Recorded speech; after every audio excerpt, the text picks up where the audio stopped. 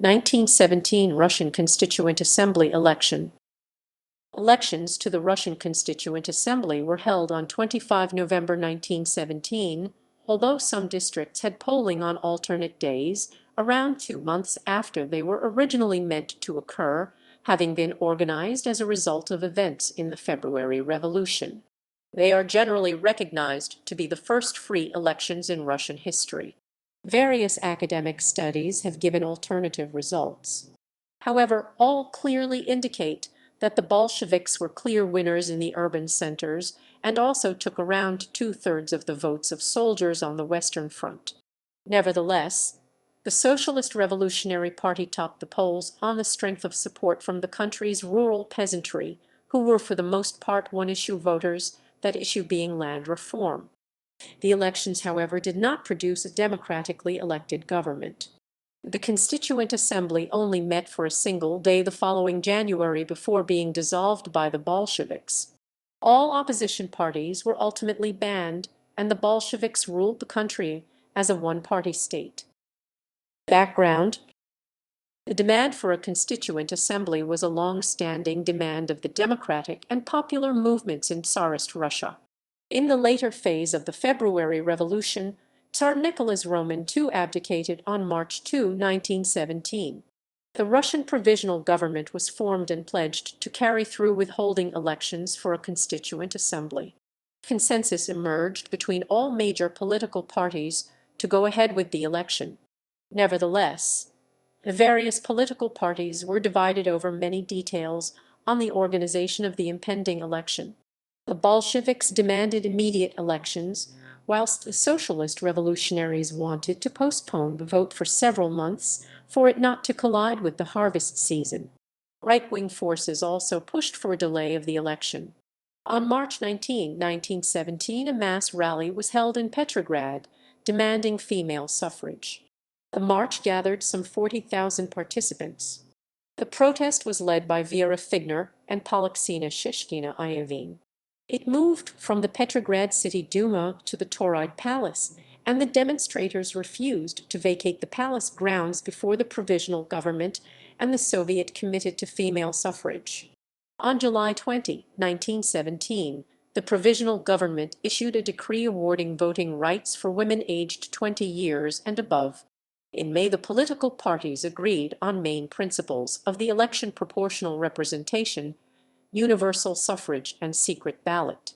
A special electoral commission was set up, composed of multiple lawyers and legal experts. The following month, September 17, 1917, was set as the election date. The new Constituent Assembly was supposed to have its first meeting on September 30, 1917. In July, the left-wing parties increased their pressure on the provisional government, reaching a nearly insurrectionist situation. In the end, the following month, the left consented to a further postponement.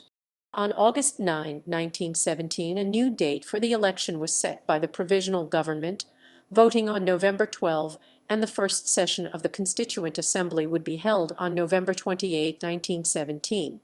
Between the finalization of candidate lists and the election, the October Revolution broke out. The October Revolution ended the reign of the provisional government. A new Soviet government took charge of the country, the Council of People's Commissars. Nevertheless, the new government pledged to go ahead with the election and that its rule remained provisional until its authority would be confirmed by the Constituent Assembly. Electoral system. 81 electoral districts okrugs were formed by the provisional government. Electoral districts were generally set up on pre-revolutionary governorate or ethnic oblast boundaries. Moreover, there were electoral districts for the different army groups and fleets. There were also an electoral district assigned for the workers at the Chinese Eastern Railroad and one electoral district for the soldiers of the Russian Expeditionary Corps in France and the Balkans, with some 20,000 voters. No official electoral census exists. The estimated population of eligible voters at the time, excluding occupied territories, has been estimated at around 85 million. The number of eligible voters in the districts where polling took place has been estimated at around 80 million. Each party had a separate ballot with a list with names of candidates. There was no general ballot. The voter would either have received copies of different party lists in advance or at the polling station. The voter would select one list, place it in an envelope, seal it, and place it in the box. If any name was scratched, the vote would be invalid. Voting Voting. The voting began on November 12-14, 1917. The election was at the time the largest election organized in history. However, only in 39 districts did the election take place as scheduled. In many districts, the voting occurred in late November or early December, and in some remote places the vote took place only in early January 1918. In spite of war and turmoil, some 47 million voters exercised their franchise, with a national voter turnout of around 64% per Protasov 2004. According to Protasov 2004, the countryside generally had a higher voter turnout than the cities. 220 cities across the country, with a combined population of 7 million, had a voter turnout of 58%. In agrarian provinces, turnout generally ranged from 62 to 80%. In Tambov province, urban areas had a turnout of 50.2%, while rural areas had 74.5%. According to Radkey 1989, national voter turnout stood at around 55%. Competing parties. Socialist-Revolutionaries. The Socialist-Revolutionaries emerged as the most voted party in the election, swaying the broad majority of the peasant vote. However, the agrarian programs of the SR and Bolshevik parties were largely similar. But the peasantry was more confident with the SR, as they knew the party from before. The Bolsheviks lacked an organizational presence in many rural areas.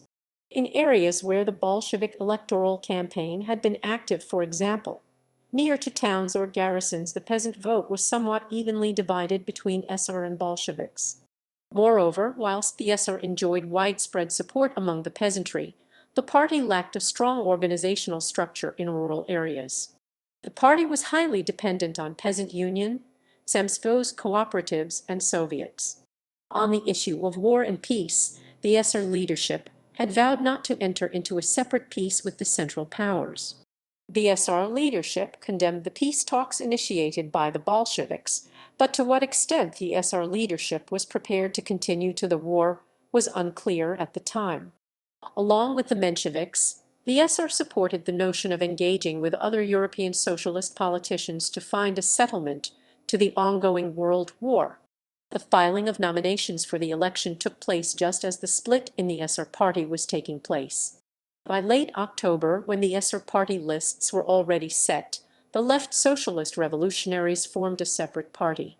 But whilst by the time of the election the left SR had constituted a separate party, the split was not completed in local SR party branches until early 1918. The Kazan-Yaroslavl, Kazan and Kronstadt SR organizations went over to the left SR and Blah. In Ufa and Pskov, the majority in the SR party organization crossed over to the left SR. In Petrograd, the leftist faction had dominated the SR party branch prior to the October Revolution, but elsewhere the majority in the party organizations remained with the PSR. Notably, in some of the locations leftist and right SR lists were separately presented. Baltic Fleet, Petrograd, Kazan, the leftists prevailed over the rightists, leading D'Agostino 2011 to argue that had separate right/left SR lists been presented nationwide, the peasantry could have opted for the left, considering that there were no major difference between.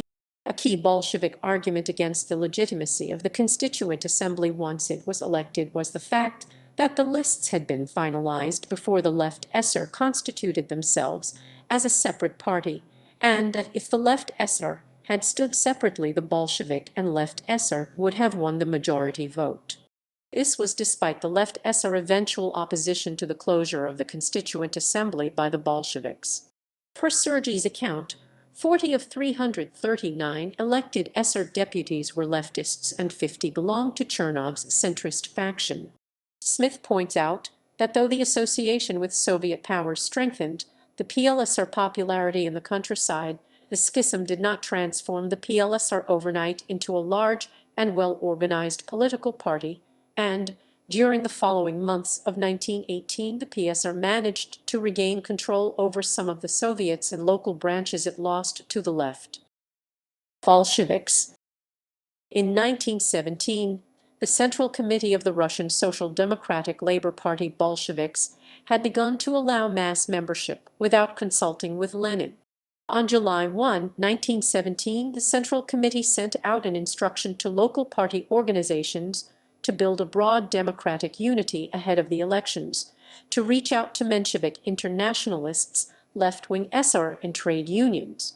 In the wake of the abortive July uprising organized by the revolutionary Petrograd Bolshevik Committee and the military organization, the moderates of the Central Committee again appealed to build a left socialist bloc and invited the Menshevik internationalists to attend the upcoming party congress as observers. With the election finally approaching, Lenin took a tough stance towards the Central Committee. He deplored the absence of proletarians from the list of proposed candidates that the Central Committee had adopted, charging the committee with opening the doors for opportunists. In Lenin's view, only workers would be able to create alliances with the peasantry. Lenin also criticized the list for including many recent arrivals to the party who had not yet been tested in proletarian work in our party's spirit. While Lenin believed that some new members of the Bolsheviks, in particular Leon Trotsky, who had fought for the merger of his Mezheriantsy faction into the Bolshevik Party since his return to Russia and had proved himself equal to the task and a loyal supporter of the Party of the Revolution. The Russian Social Democratic Labor Party Bolsheviks campaigned for bread, peace, and a government of Soviets. But the party leadership was divided on the issue of the Constituent Assembly. The moderates in the Central Committee held the opinion that the Constituent Assembly should become the supreme body to decide the future path of Russia. Lenin opposed this line. In an article edited after the elections, he stated that the proletariat cannot achieve victory if it does not win the majority of the population to its side. But to limit that winning to polling a majority of votes in an election under the rule of the bourgeoisie, or to make it the condition for it, is crass stupidity or else sheer deception of the workers. In order to win the majority of the population to its side, the proletariat must, in the first place, overthrow the bourgeoisie and seize state power. Secondly, it must introduce Soviet power and completely smash the old state apparatus, whereby it immediately undermines the rule, prestige, and influence of the bourgeoisie and petty bourgeois compromisers over. Thirdly, it must entirely destroy the influence of the bourgeoisie and petty bourgeois compromisers over the majority of the non-proletarian masses by satisfying their economic needs in a revolutionary way at the expense of the exploit.